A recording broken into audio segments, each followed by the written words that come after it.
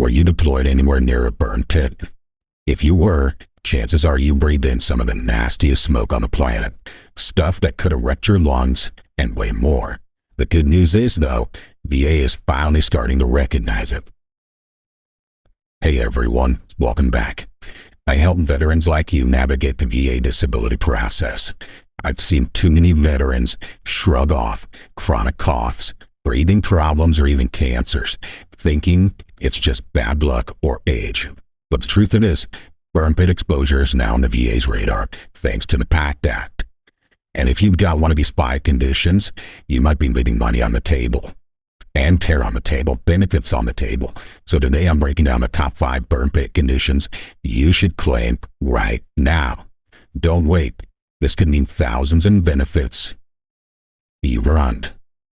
Number 3 is something that many veterans overlook because they think it doesn't apply to them. Number 1 is something that many veterans have and have either just accepted it or don't feel like they can be compensated for it. So let's get you service connected for these conditions. Or if you already are service connected, then let's pump those numbers up. Do me a favor though. Help me help you. I realize you can just skip to the end and find out what the 5 things are. But the real need of helping me help you is what is being said, not what is written. So give me 15 minutes or less, and I'll give you enough information to put you closer to or in that 100 club. I'm Mr. X, I'm the guy behind the guy, giving you all the information you want to know and need to know about the VA claims process. And this is the VA top 5. Number 5, chronic sinusitis and rhinitis. Now, let's start with one that a lot of people overlook, sinusitis and rhinitis. If you're constantly stuffed up, fighting sinus infections, or buying tissues by the truckload, then this could be connected to burn pit exposure. The VA recognizes it as a presumptive condition, and if you've got it, you need to claim it. If you already are service connected for this condition, and let's say you're at a 0%, for example, if you have nasal polyps or greater than 50% obstruction in your nostrils, then you should be receiving a compensable evaluation of at least 10% for the rhinitis portion. For the sinusitis, if you have 3 to 6 non-incapacitating episodes with headaches, pain, purulent discharge, or worse, then you should be receiving a compensable evaluation of at least 10% for this condition as well. These are presumptive conditions associated with burn pit exposure. If you have a current diagnosis and symptoms, you should be service connected for them. All right, number 4, asthma and other respiratory disorders. So, if walking upstairs leaves you winded like you're in basic training, this means one of 2 things. And let's be honest with each other. 1, could mean that you're out of shape. Let's be honest, I'm not one to point fingers, okay? But we've all gained a little bit of extra weight, okay? So that's not completely unrealistic. Or 2, maybe there's a respiratory disorder here. Many veterans develop asthma years after deployment, and the VA links it to burn pit exposure. So if you're wheezing, coughing, or can't catch your breath, don't ignore it. If you're already service connected for asthma or another respiratory disorder, and you're not receiving a compensable evaluation, keep in mind this. For higher evaluations, think anything above 30%.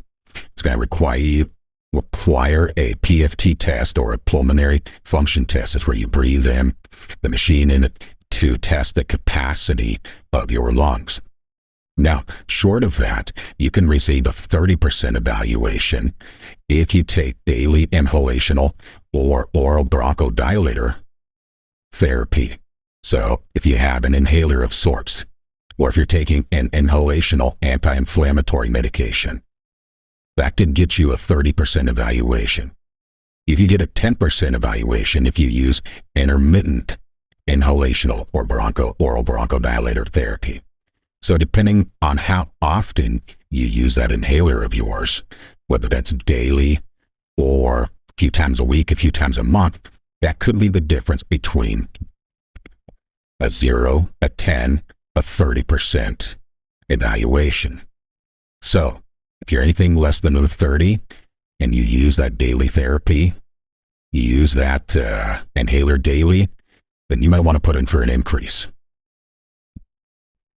Number 3, certain cancers. Now, this is a serious one, cancer. The PACT Act made a lot of these cancers presumptive, meaning you don't have to prove as much. The VA assumes that your exposure caused it if you were in certain locations. In this example, Southwest Asia. So if you served in an area that is considered Southwest Asia and you've been diagnosed with any of the above cancers, so if you've had any cancer of the head, any cancer of the neck, respiratory cancer of any type, gastrointestinal cancer of any type, reproductive cancer of any type, lymphoma, kidney cancer, brain cancer, melanoma, pancreatic cancer. Okay. Now, on some of these, stuff like gastrointestinal or reproductive, not everything in those systems can be granted. But with this, and as part of the PACT Act, you're going to get one of those Terra memos put in your folder that concede that you were exposed to toxic exposure risk activity. You're exposed to toxic things while in service. Here's a pro tip. If you have been diagnosed with any type of cancer after leaving service, then I would absolutely file a claim for that cancer.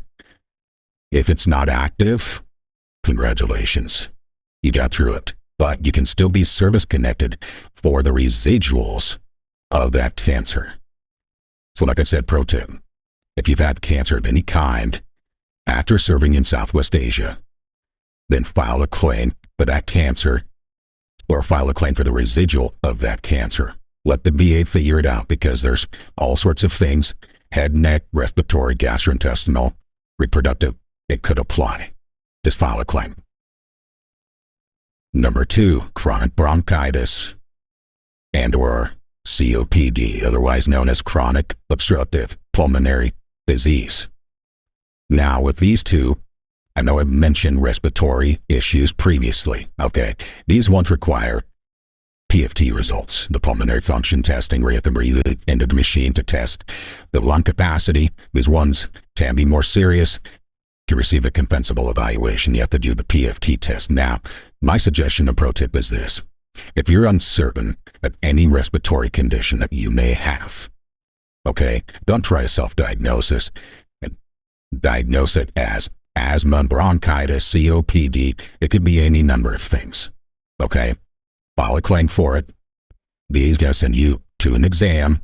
Let that examiner figure it out. Now, if you were diagnosed previously with a respiratory condition, then submit those treatment records as part of the process, part of the claim, and then we can get your service connected that way. Essentially, if you have any respiratory condition, I would file a claim for it, because there's a good chance that you can get service connected for it. Number 1, irritable bowel syndrome, or IBS. Now, if you're service connected at less than 10%, so if you're service connected at a 0 or not service connected at all, then keep in mind this. They did a 30% evaluation, or up to a 30% evaluation for IBS. What it comes down to, for the most part, is the abdominal pain related to the defecation. Does it happen at least 1 day per week? Does it happen more? Because if it happens at least 1 day per week, and there's a few of these following symptoms, be it a change in stool frequency, change in stool form, if there's an altered stool passage, if there's straining and or urgency, if there's abdominal bloating or subjective distension, all these things, if you have them, it could get you up to a 30% evaluation. So if you're less than 30, then next time you apply for it or apply for an increase, then in your exam really hammer home the fact that you have abdominal pain related to defecation at least 1 day per week. That's pretty much almost going to for sure guarantee a compensable evaluation. Now, if you're not service connected for IBS and you served in Southwest Asia, then I would apply. If you're previously denied for IBS and you still serve in Southwest Asia, then I would file a supplemental claim. Okay? Because IBS, while It's not clearly written under 38 CFR 3.317 saying that IBS is presumptively related to service in Southwest Asia. It basically is. And if you have a diagnosis of IBS and you were previously denied for this, and you served in Southwest Asia, then I'm guessing that rater probably screwed up or didn't really know what they were doing. So file a claim, file a supplemental claim, file a claim for increase. Either way, let's see, service-connected, must get you a compensable evaluation. All right, wrapping it up here. In the end, don't let anyone tell you it's just getting older. If you are near burn pits in any way, shape, or form, and you're dealing with any of these conditions, then file a claim. It could mean healthcare, compensation, and the peace of mind you deserve. If you stuck with me this long, I got a bonus number 6 for you. Okay? If you have sleep apnea, obstructive sleep apnea, one thing that I have noticed a lot recently, we'll say in the last 6 months to a year, that there have been many positive nexus statements given for sleep apnea as due to the service-connected condition of rhinitis. So if you have non-allergic rhinitis, allergic rhinitis, if you're service-connected for rhinitis in any shape or form, and you have a diagnosis of sleep apnea, and you're not service-connected for sleep apnea, then file a secondary claim of sleep apnea due to the rhinitis. I've seen it service-connected more often than sleep apnea due to PTSD or any other condition.